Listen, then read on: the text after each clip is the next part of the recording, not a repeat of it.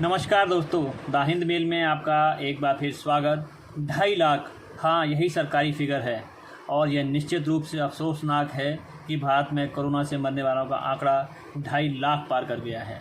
आप सभी जानते हैं कि दूसरी लहर में मृत्यु दर पहली लहर से कहीं ज़्यादा है। आज हम इसी पर मंथन करेंगे कि आखिर इतनी ज़्यादा मौतों की वजह क्या है। क्या ऑक्सीजन की कमी इसका कारण है? यह भी एक वजह हो सकती है, लेकिन हज़ारों लोग हॉस्पिटल पहुंचने और मुंह पर ऑक्सीजन लगी होने के बावजूद अस्पतालों में दम तोड़ रहे हैं। तो क्या रेमडेसिविर इंजेक्शन की कालाबाजारी या स्टेरॉयड की कमी इसके लिए जिम्मेदार है? लेकिन ऐसे लोगों की संख्या भी कम नहीं है जो रेमडेसिविर इंजेक्शन और स्टेरॉयड लेने के बाद भी काल के गाल में समा गए। फिर क्या कारण है? हमारी लापरवाही या कुछ और? दरअसल ज़्यादातर मामलों में देखा गया है कि कोरोना पॉजिटिव पाए जाने और मौत के बीच मरीज कोरोना के 2 चरणों का सामना करता है। इन दोनों चरणों में इलाज कैसे हो, मरीज़ क्या सावधानी बरते, डॉक्टर से कब और क्या उपचार ले, इस पर यदि सही तरह से फोकस और अमल कर लिया जाए तो मरीज़ की मौत से बचाया जा सकता है। इन दोनों चरणों, इनमें बरती जाने वाली सावधानियों, उपायों आदि के बारे में विस्तार से और बहुत ही सहजता से बता रहे हैं dermatologist doctor Pankaj Chaturvedi. Hello friends, मैं आपका doctor Pankaj Chaturvedi, dermatologist from new Delhi. लेकिन आज मैं आपको स्किन के बारे में नहीं, कोविड-19 के बारे में कुछ बहुत ही इम्पॉर्टेंट इन्फॉर्मेशन दूंगा। जैसा कि आप जानते हैं कि कोविड की वजह से हज़ारों की तादाद में लोग प्रतिदिन मर रहे हैं।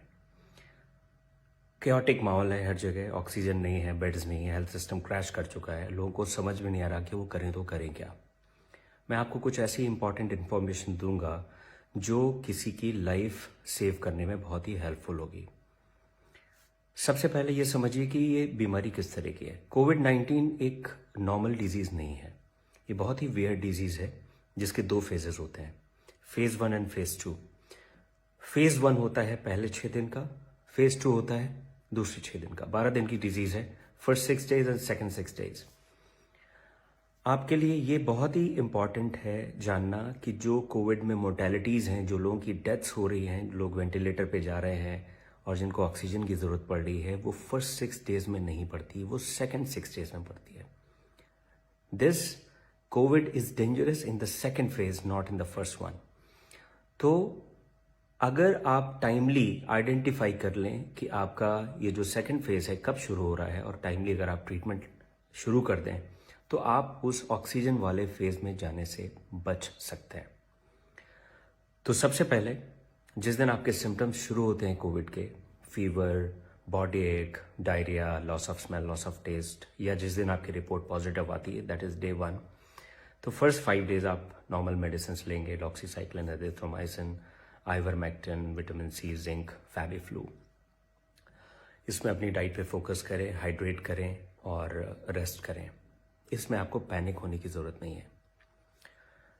आपको केयरफुल रहना है जिस दिन आपका 6th डे है और 7th डे है। 6th एंड 7th डे से आप केयरफुल हो जाएंगे और अगले 1 हफ्ते तक you will be very very careful, because इसी फेज में कॉम्प्लिकेशंस बिल्डअप होते हैं और इसी फेज में लोगों की डेथ्स होती है। 6th डे आप एक CT स्कैन कराएंगे चेस्ट का और एक टेस्ट आप कराएंगे इन्फ्लेमेटरी मार्कर्स का, जिसमें CRP सबसे इंपॉर्टेंट है। कुछ और भी टेस्ट हैं जैसे डी डाइमर और इंटरल्यूकिन 6, अगर करा लें तो बेटर है, और कंप्लीट ब्लड काउंट। अब इनका रोल क्या है? इनका रोल ये है कि अगर 6ठे दिन आपका CT स्कैन माइल्ड है तो इसका मतलब ये है कि आपकी जो डिजीज़ है वो आपको ज़्यादा ट्रबल करने वाली नहीं है।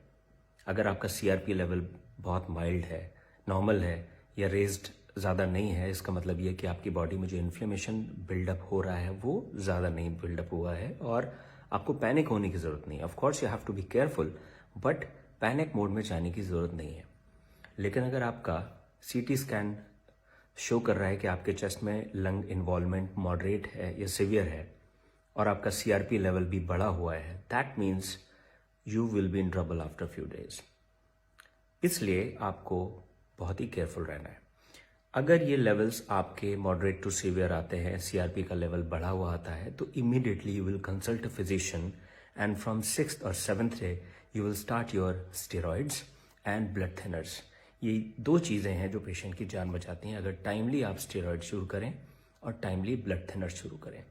लेकिन इसका मतलब ये नहीं कि आप अपने आप को सेल्फ मेडिकेट करें, क्योंकि अगर स्टेरॉइड्स आपने फर्स्ट फेज में ले लिए, क्योंकि आजकल सोशल मीडिया पे और व्हाट्सएप यूनिवर्सिटी में बहुत सारे लोग ज्ञान देते हैं कि हाँ स्टेरॉइड्स बड़े यूजफुल हैं, और जैसे ही पेशेंट्स की रिपोर्ट आती है डे 1 से वो स्टेरॉइड शुरू कर देते हैं। That is bad. अगर आपने स्टेरॉइड्स फर्स्ट फेज में लिए they will be dangerous for you, because उस वक्त वायरस रेप्लिकेट कर रहा होता है, और उस वक्त अगर आप स्टेरॉइड्स ले लें फर्स्ट 5 to 6 डेज में दे विल बी हार्मफुल। तो जो भी मेडिकेशंस लेने हैं वो अपने फिजिशियन और अपने डॉक्टर की एडवाइस पे ही लेने हैं। तो 6th और 7th day are very crucial. अगर टाइमली आपने ब्लड थिनर्स एंड स्टेरॉइड्स शुरू कर दिए, आपके प्रॉब्लम में आने के चांसेस काफ़ी हद तक कम हो जाएंगे। अब मेजर इशू क्या है? हमारा कॉमन टिपिकल इंडियन माइंडसेट कि जैसे ही हमारा 5वें दिन फीवर कम होता है हमें लगता है वी आर फाइन, हम ठीक हो गए।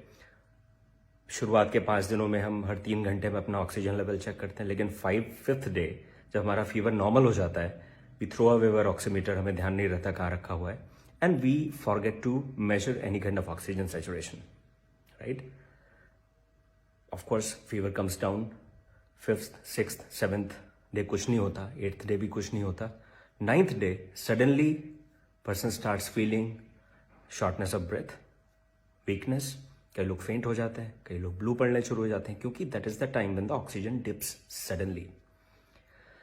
कोविड में एक मेजर इशू है हैप्पी हाइपोक्सिया। दैट मीन्स जब तक ऑक्सीजन सैचुरेशन 80-85 तक नहीं चला जाता पेशेंट को फील ही नहीं होता, वो नॉर्मल रहता है।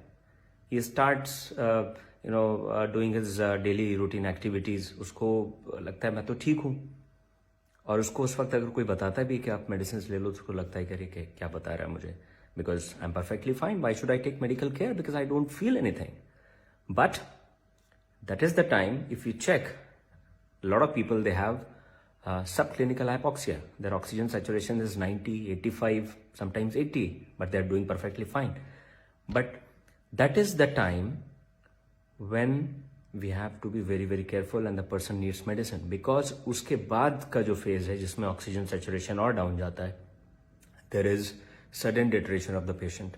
उसके बाद ऑक्सीजन की जरूरत पड़ती है, then you start panicking कि ऑक्सीजन सिलेंडर मुझे चाहिए, मुझे ऑक्सीजन चाहिए. We know that we are having short supply of oxygen. Oxygen demand बढ़ी है. Overnight we can't produce 20 times 50 times more oxygen. No country can. So after 6th day you will check your oxygen saturation every 2 hours. हर 2 घंटे पे आप अपना oxygen saturation check करेंगे. कैसे check करेंगे? Right hand, या अगर आप लेफ्ट हैंडेड पर्सन है तो आपका लेफ्ट हैंड, उसकी मिडिल फिंगर, और वो भी तब जब ये मूव ना कर रही हो. तो इसको आप स्टेबल पोजीशन में रखेंगे, ऑक्सीमीटर लगाएंगे और कोशिश करेंगे कि इसमें कोई मूवमेंट ना हो. उस वक्त आप अपना ऑक्सीजन सैचुरेशन चेक करेंगे. उसके बाद आप वॉकिंग पोजीशन में भी अपना सैचुरेशन चेक करेंगे, जिसको बोलते हैं 6 minutes वॉक टेस्ट. आप ऑक्सीमीटर लगाएंगे, 6 minutes के लिए वॉक करेंगे और उसके बाद देखेंगे कि आपका ऑक्सीजन सैचुरेशन कितना है. इट शुड नॉट फॉल 5% और मोर देन दैट. अगर आपका ऑक्सीजन सैचुरेशन वॉक करने के बाद 5% डाउन जा रहा है, that means your lungs are affected and you have to be extremely careful and seek medical attention. अगर आपका बैठे हुए ऑक्सीजन सैचुरेशन 90 आ रहा है लेकिन आप वॉक कर रहे हैं उसके बाद वो 85 हो जाता है, that means your lungs are affected. तो इस चीज का भी आपको बहुत ध्यान रखना है. So we have to avoid that situation. हमें उस कंडीशन में पहुंचना ही नहीं कि हमें ऑक्सीजन की जरूरत पड़े, बिकॉज जब आप स्टेज में पहुंच जाते हैं तो ऑलरेडी डैमेज हो चुका होता है. काफी हद तक रिकवर होने के चांसेस 50-50 होते हैं. आप बच भी सकते हैं, आप नहीं भी बच सकते हैं. तो आपको उस स्टेज में पहुंचना नहीं है. You have to prevent that situation and you can only prevent by identifying the time line of Covid and taking proper measures right from day 6 और day 7. Right? If you'll do that, most probably you will sail through. Most probably आप बच जाएंगे और अपने आसपास जो भी आपके रिश्तेदार हैं, जो भी आपके फ्रेंड्स हैं, फैमिली मेंबर्स हैं, उनको भी आप बचाने में हेल्प करेंगे. फ्रेंड्स, ये जो वक्त है, ये जो समय है, वो है एक दूसरे की हेल्प करने का. मैं एक डर्मेटोलॉजिस्ट हूँ, but still I am making this video so that I can make you aware most of the people who are suffering right now, they're suffering because they couldn't take timely measures, क्योंकि उनको पता नहीं था कि problem 6th-7th day से शुरू होती है. They thought that 4 or 5 days fever was there and after that they became perfectly fine. 5वें दिन fever चला गया, मैं तो ठीक हो गया. Because of this, they don't know. Please educate them. Okay? And do not ignore your symptoms. Consult a physician. Online consultation कर सकते हैं. Standard guidelines हैं कोविड केयर के. And पैनिक में ना रहें. अगर इन चीज़ों को आप फॉलो करेंगे, most of you will be fine. Take my words. Thank you.